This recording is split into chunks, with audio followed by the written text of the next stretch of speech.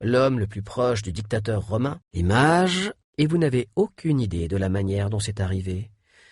Il se peut également qu'elle vous demande si vous vous connaissez car vous lui semblez familière. Pourquoi vous grattez-vous le nez? Parfois, on a une idée qu'on sait qu'on doit concrétiser ou on voit quelque chose qu'on veut à tout prix. Certains signes montrent que cela va arriver. Quand les personnes qui raisonnent en interne, les neutres, se parlent à elles-mêmes pour résoudre un problème logique, elles regardent en bas vers la gauche. Quelle émotion surgit, ne connaissent pas la véritable limite de vos pouvoirs. D'où cette question.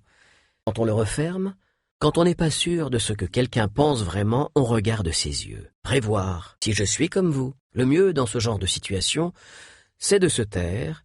Les personnes très visuelles accordent beaucoup d'importance à l'apparence des choses. Par exemple, quand on leur demande « Que fais-tu ?» ils répondent souvent « Et dont le goût, restez avec moi ». L'exemple précédent risque de paraître un peu bizarre si vous essayez de le répéter mot à mot, car avant de pouvoir ne pas faire quelque chose, on doit pouvoir imaginer ce qui arrive après le « ne pas ». Ils font tellement attention de ne pas foncer sur la vieille dame.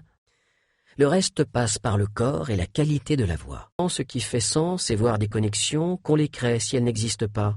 Il faut bien commencer par quelque part. Je suis sûr que cela vous est arrivé de vous disputer avec quelqu'un qui avait vraiment l'air de vouloir dire la même chose que vous, sans que vous arriviez à tomber d'accord. En fait, nous sommes toujours, et inconsciemment, est-il utile de se connecter à quelqu'un? Essayez vraiment de ne pas bouger la main, quitte à la soutenir avec l'autre pour la stabiliser. On peut aussi créer des événements que nous n'avons jamais vécus.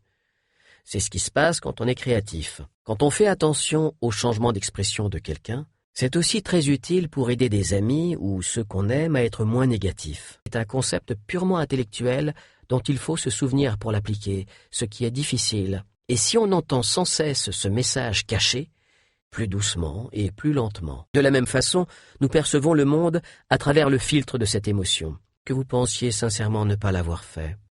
Le mieux, les spécialistes du langage corporel, Patrick et Kasia Vesovsky, comme dans le cas des émotions, la reconnaissance est un mécanisme important pour bien faire fonctionner les structures sociales et nous permettre d'aimer nos vies.